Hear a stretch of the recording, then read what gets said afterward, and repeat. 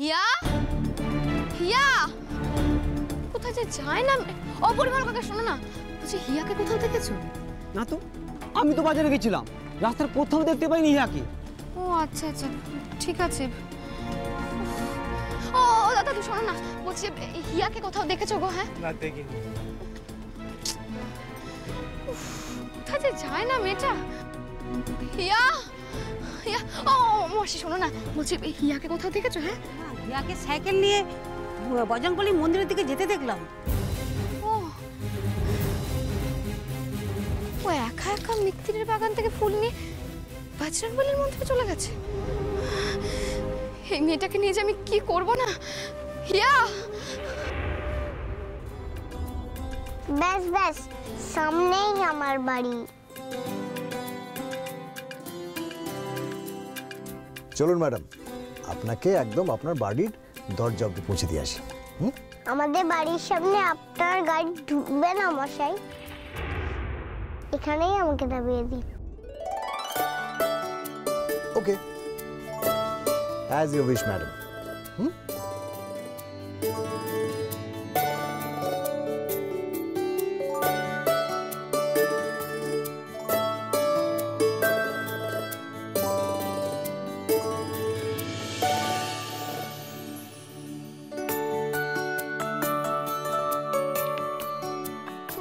আমার সাইকেলটা নামিয়ে দিন।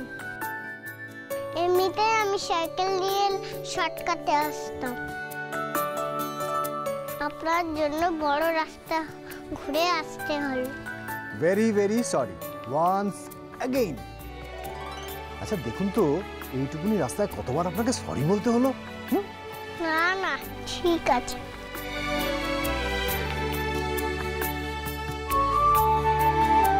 এই হলো আপনার বুম বুম।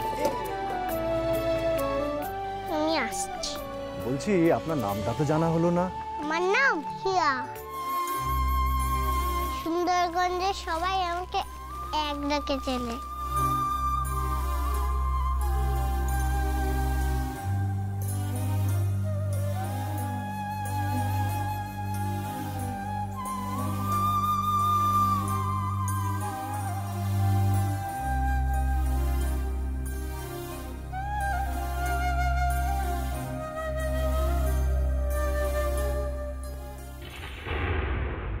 কে নিহার, তোর শাশুড়ি আবার দিয়ার কীর্তন গাইতে শুরু করে দিয়েছে নাকি?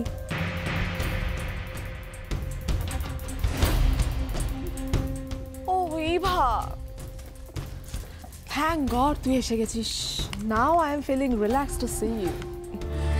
অ্যাকচুয়ালি কি বলতো, এই বাড়িতে তো দিয়া আর দাদা ভাইয়ের আলোচনার টপিক ছাড়া কোনো টপিকই নেই।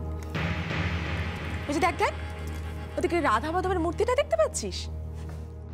দুদিন পরে দেখতে পাবি ওখানে দিয়া আর দাদা ভাইয়ের মূর্তি তৈরি করে পুজো করা হচ্ছে। কি যাতা বলছো তুমি নিহার? সত্যি টাকা তোমাকে না অন্ধ করে দিয়েছে। আর এই টাকাটা না থাকলেই তোমরা এতদিন চোখে মুখে অন্ধকার দেখতে। এনিওয়ে, বুটিকে যাওয়ার সময় সকাল সকাল তোমাদের সাথে বাজে বকে আমার নিজের মুডটা স্পয়েল করতে চাই না। নিহার এক মিনিট, তুই অফিসে এইসব শাড়ি টাড়ি পরে কি করে যাস বলতো? মানে I just wonder how do you manage. Look at me, তুই তো আমার মতো ওয়েস্টার্ন ক্লথ পরতে পারিস নিহার। ও তুই যদি আমার মতন ড্রেস পরিস তাহলে তো শাশুড়ি বোধহয় তোকে বকাবকি করবে, তাই না? এই ইভা বলে মেয়েটা না নিহারের মনটাকে আরো বিষিয়ে দিচ্ছে। কোথা থেকে যে এই মেয়েটাকেও বুটিক চেনের জন্য পার্টনার হিসেবে জোটালো কে জানে। সময়ের সাথে সাথে কত কিছুই তো বদলে গেল, কত মানুষের আমূল পরিবর্তন হয়ে গেল। কিন্তু নিহার, ওর সাময়িক পরিবর্তন হলেও আবার যে কে সেই। আচ্ছা হিয়া, তোকে কতবার বলেছি যে বাড়ি থেকে একা একা বেরোবে না? তুই আমার একটা কথা শোনো না, তুই বজরংবলীর মন্দিরে একা একা চলে গেলে। একটা লোককে চেনো না জানো না, তার গাড়িতে উঠে পড়লে। আমি তো দেখে নিয়েছিলাম, ও ছেলে ধরা নয়। কোনো কষ্টাই ছিল না, আর ওর কোনো খারাপ মতলবও ছিল না।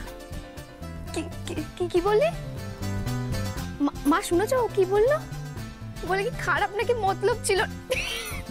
শুনেছি তোমার মেয়ে একেবারে সারাক্ষণ পাকা বুড়িদের মতন টট্টর করে কথা বলে যাচ্ছে। এই তুই কোত্থেকে এসব শিখিস রে? কোত্থেকে আবার? টিভি দেখে।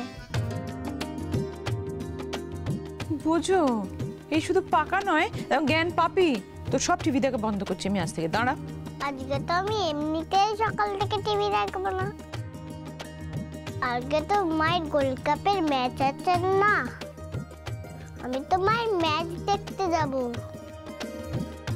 আমি না সকাল সকাল উঠে বজরংবলীর মন্দিরে গেছিলাম, তোর জন্য পুজো দিলাম, আর তোকেই প্রসাদ দিতে ভুলে গেলাম।